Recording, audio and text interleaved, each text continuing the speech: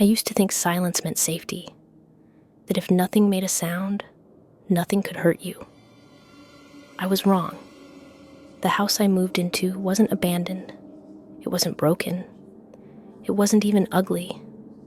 It was just ignored. It sat at the edge of town, where the road narrowed and the streetlights stopped working. No neighbors close enough to hear you shout. No traffic. No dogs barking. Just trees, shadows, and a long driveway that disappeared into darkness at night. The landlord didn't ask many questions. He didn't show much interest in who I was or how long I planned to stay. He only said one thing before handing me the keys. "People don't usually stay long," I laughed. I thought he meant the distance, the quiet, the isolation. I should have asked him to explain. The first night was peaceful. Too peaceful. No wind, no insects, no distant city noise. When I turned off the lights, the darkness didn't feel empty. It felt thick, like it was pressing against my skin. I told myself it was just my imagination. That was the first lie I told myself in that house. After a few days, I noticed something strange. Sounds didn't behave normally.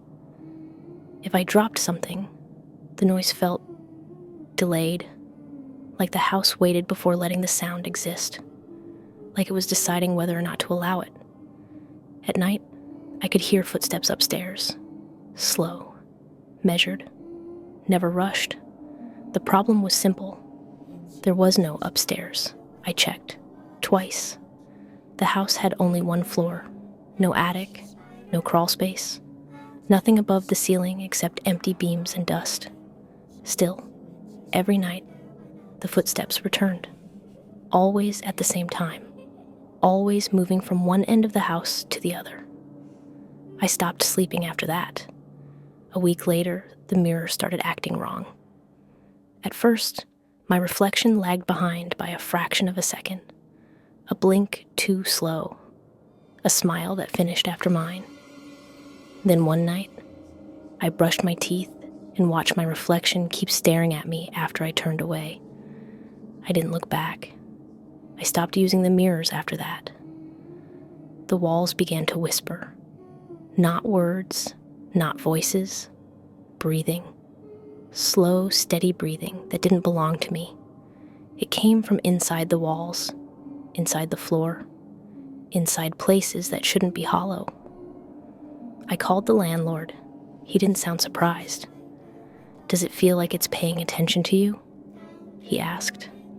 I didn't answer. "That's how it starts," he said quietly. "Just don't acknowledge it." That was the second lie I told myself. One night, I woke up to the sound of my name. Not spoken, exhaled, right next to my ear. I didn't move. I didn't breathe. I didn't open my eyes. The mattress dipped beside me. Something sat down. It didn't touch me. It didn't need to. I could feel it listening, learning. The next morning, the front door wouldn't open. The handle turned. The lock clicked. But the door didn't move. The windows were the same. From the inside, they looked normal. From the outside, I later realized they weren't there at all. The house had no windows. I found scratches on the inside of the walls, long curved marks like fingers dragging slowly, deliberately. All of them pointed toward my bedroom. That night, the house spoke clearly for the first time. "You noticed us. Not loud, not angry, satisfied." I tried to leave through the back door. The hallway was longer than it should have been. The walls stretched, the lights dimmed. The floor felt soft under my feet, like it was breathing with me. I ran. The hallway never ended. Eventually, I turned around. My bedroom door was gone. So was the front door. So was the back door. The house had closed. Days passed, or maybe weeks. Time didn't behave normally inside the house. The lights never changed. Hunger came and went, without reason. Sleep happened when the house allowed it. I started hearing others, Voices from inside the walls, from under the floor. They whispered the same sentence over and over. We stayed too long.